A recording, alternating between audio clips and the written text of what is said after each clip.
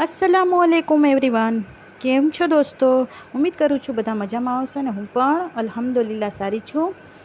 आजे हूँ लावी छूँ गुजराती खाटी मीठी दाळना तड़का साथे गुजराती અને મારી ભાષા પણ ગુજરાતી છે એટલે હોપ તમને ગમશે। ચાલો એની રેસીપી લાસ્ટ તક જોજો। જો એક નંબર ટનાટન ખાટી મીઠી દાળ અને એકદમ ગુજરાતી તડકા સાથે। જો આ દાળ મેં બોઇલ કરી લીધી છે, તેમાં ખાલી મીઠું જ નાખ્યું છે, બીજું કાંઈ નથી નાખ્યું।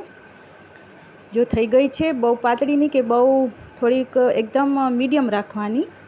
और एमां छे ने एक लीली मिरच, हळदर, पछी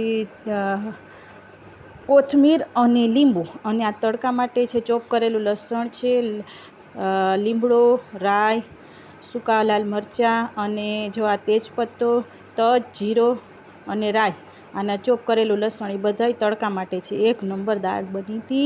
हूँ तमने शुं कहूँ, एक नंबर। अने आ बधुं हवे नाखवानुं छे अने खाली एक मैं मीठुं ज नाख्युं छे। अने तमारे जो वधारे तीखी बनावी होय तो 2 मरचा नाखी देवाना। अने आ दूधी पण मैं सारी रीते वॉश करी लीधी छे। अने तमने मारी गुजराती तो गमशे ज, केम के हूँ गुजरातनी छूँ तो मने गुजराती तो सारी आवड़े छे। केम के हूँ गुजरातनी छूँ ने पछी जूनागढ़नी छूँ એટલે મને ગુજરાતી સારી રીતે આવડે છે। એટલે મારા વિડીયો તમને ગમશે અને જો નવા હો તો સબસ્ક્રાઈબ કરજો, લાઈક કરજો, શેર કરજો અને એક સારો કોમેન્ટ કરી દેજો જો સારી લાગે ને દાળ તો। જો આ બધું નાખી દેવાનું, હળદર, એક લીલો મરચો, કોથમીર અને લીંબુ। અને જો આ ખાટી મીઠી દાળ છે ને તો એમાં ગોળ તો નાખવાનું જ, કેમ કે આ ગુજરાતી દાળ છે। અને જો ગોળ તમારી પાસે ના હોય તો સાકર પણ નાખી શકી। તો મેં અડધી ચમચી જેટલો ગોળ નાખ્યો છે અને લીંબુ નાખ્યું છે। એ ગુજરાતી દાળમાં એ તો હોય જ, એના વગર દાળ બને નહીં। જો આ એક ટમેટું મેં છે ને નાના નાના કટકા કરી લીધા જ, એ નાખી દેવાના। પહેલાં ખાલી બાફી લેવાની મીઠું નાખીને, પછી આ બધું નાખવાનું। અને આ છે ને ગોળ છે અડધી ચમચી જેટલું, અને એનો છે ને ઉકળવા દેવાની ગેસ ઉપર। એકદમ ઉકાળો આવે ને, ઉભરો આવે ને એટલે જો હું દૂધીએ નાખી દઉં છું। અને ઉભરો આવે પછી એને બંધ કરી ગેસ ને પછી તડકાનો સામાન તૈયાર કરવાનો।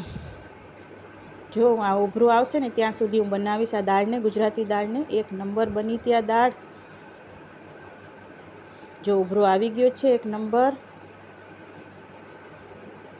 હવે જો મેં ગેસ બંધ કરી દીધું જ અને હવે હું તડકાનું સામાન તૈયાર કરું છું। ગુજરાતી દાળમાં બહુ તેલ ના પડે, 1 ચમચ જેટલું નાખ્યું છે, 1 ચમચા જેટલું। અને બધું તડકાનું સામાન છે ને આ તમે જોઈ શકો છો એ બધું નાખી દેવાનું। આ ચોપ કરેલું લસણ છે, લીમડો, સૂકા લાલ મરચાં, તેજપત્તા, તજ, જીરો, બધું જે પણ વઘારવાનું સામાન હોય ને બધું નાખી દેવાનું। અને એકદમ થોડું બ્રાઉન થઈ જાય ને પછી નાખવાનું દાળમાં। તો આ દાળ એક નંબર બની હતી, હું તમને શું કહું। અને ગરમ ગરમ ચાવલ સાથે આ દાળ તો શું લાગે, આ હા હા, ગુજરાતી માટે તો મજા પડી જાય। અને અમારી બાજુમાં પહેલાં ગુજરાતી જ રહેતા હતા। હું જુનાગઢ રહેતી ને ત્યારે અમારે